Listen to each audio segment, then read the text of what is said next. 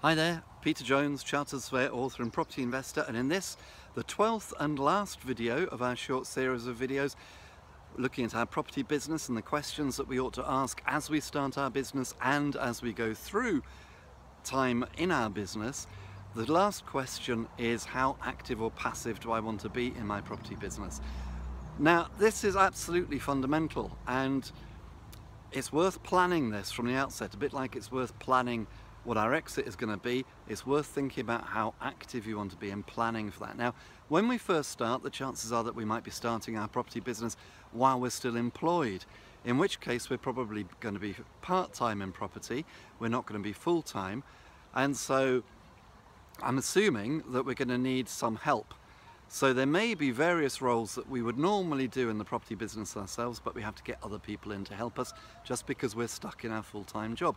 So examples of that could be, we could have help sourcing our properties, for example. Maybe we rely upon deal packages or friendly estate agents to help source our properties. That could be an example of that.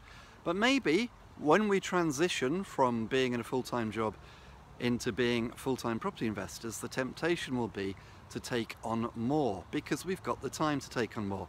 Now, to be honest, I think that is a big danger, because I meet some investors who say to me, for example, I'm going to manage my own properties, and I'll look at them and I'll say, why would you want to do that?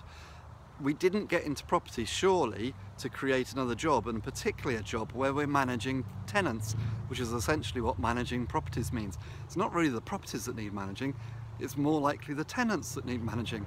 And that can be a thankless task, and it's not something which I would look forward to. I've made it a rule in my property business for me not to manage tenants, and I've got all sorts of stories around when I tried managing tenants and it didn't work. It didn't work in a spectacular fashion.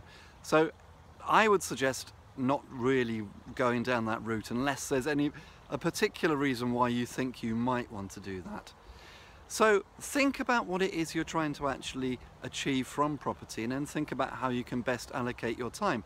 Now, personally, I like the idea of being as passive as I can be. I like the idea of the income coming in. The income is collected by my managing agent.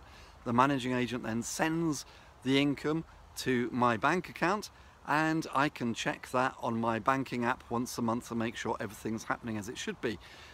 I do talk to my agents. It's not completely passive, but I might talk to them once a week or maybe twice a month, depending upon what's happening, and just make sure that everything's ticking over. It doesn't have to be any more complicated than that, particularly if you're dealing with sort of like simple single let buy-to-lets. Now, if you're going to engage in a strategy like commercial conversions or even HMOs, and particularly serviced accommodation, you're probably going to have to be far more active, and you may actually be creating a business and not a passive income. So what is it you're trying to achieve? Think about that, and then you'll think about the strategy which best supports what you're trying to achieve. If you haven't got very much time, you're probably going to have to rely upon help from others. If you have got time, then be careful to guard your time. I think that your time as a property investor is best spent doing two things. Number one, finding deals. Number two, finding sources of finance. Those are the two things which I think you should be concentrating on, and they are far more valuable to you than saving the fee that you'll pay a managing agent by managing your own properties. And of course, if you are determined to manage your own properties, that presupposes that you're going to buy your properties where you live. What if your strategy doesn't actually work where you live? For example, what if you want to do buy-to-lets in London and the yields are so low, it's really not worth it? If you free yourself from that, then you'll be able to buy properties further away, which means that you'll make more returns from your money, and you'll be able to do it with using less of your own time. So there we are. I hope that helps. Here's to successful property investing.